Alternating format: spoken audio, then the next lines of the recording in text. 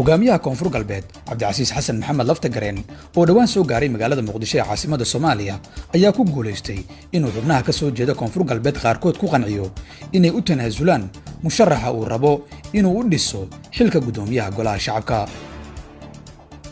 ilaa 3 qof oo damac ku jiray ayuu laftagareen ku qanciyay inay u tanaasulaan xildhibaan xasan cabdinuur oo ah musharaxa uu laftagareen go'aansaday inuu ku dhiso xilka gudoomiyaha golaha shacabka ee baarlamaanka Soomaaliya.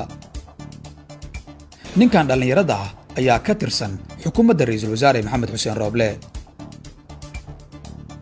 laftagareen oo isagu uu markii hore damac ku jiray ayaa beelhoosaadkiisu ku dhegtay taasoo keentay dood sheegaysa in aanay suurtagal ahayn inay reer ku lumiyaan hoggaanka maamulka koonfur galbeed iyagoo raadinaya kursi aanay hubin inay heli doonaan.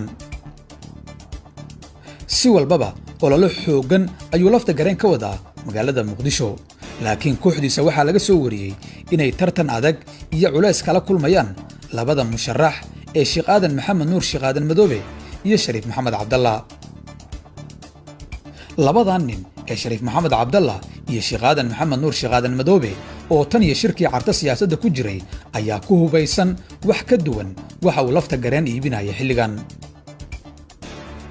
waxay suuqa soo dhigteen Sheekh Aadan Madoobe iyo Shariif Maxamed Cabdalla waayo aragnimo, diiwaan maamul oo la ictiraafsan yahay, kartida ay u leeyihiin isku haynta baarlamaankan xaalkiisu adag yahay iyo inay Soomaalida indha buuxin karaan. waa xaqiiqooyin uusan dafiri karin laftagareen, haddana culays muuqda ku ah qorshihiisa ay leeyihiin dadka la socda halka uu marayo loolanka golaha shacabka. hogaamiyaha galmudug Axmed Cabdi Kaariye Qoorqoor ayaa ka mid ah dadka uu laftagareen ka sugayo garabka siyaasadda, laakiin culayska hogaamiyaha galmudug haysta waa in 22 ka mid ah xubnihii uu soo saaray inay toddobaadkan go'aansadeen labada qof ee ay garab siin karaan haddii ay soo gaaraan meel laga qaadi karo marka laga hadlayo loolanka guddoonka golaha shacabka. labada xubnood ee 22kaasi xildhibaan ee galmudug ka timid isku raaceen waa Shariif Maxamed Cabdalla iyo Cabdulaahi Balaag.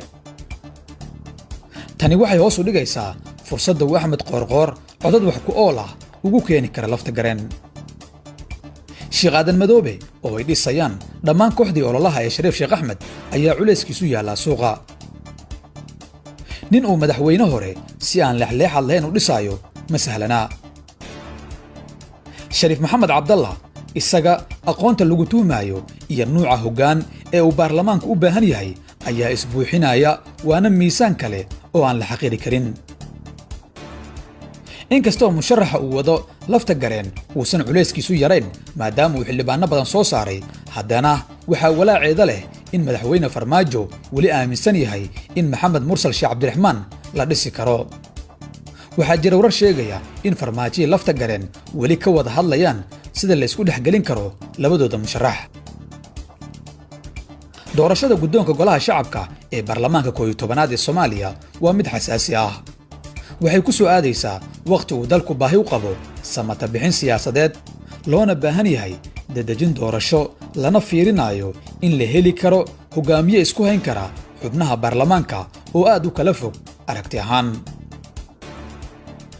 calaamadaha laga rabo qofka noqonaya gudoomiyaha golaha shacabka ee baarlamaanka 11aad ee Soomaaliya waxaa ka mid ah inuu yahay qof dhexdhexaadnimo ku hogaamin kara golaha, isku hayn kara dhinacyada isdiidan, sharci ilaalinta ku fiican, xildhibaanada difaaci kara, kala badbaadin kara xukuumadda iyo golaha shacabka, aan la iibsan karin oo garan kara waxa hortabinta u leh dalka.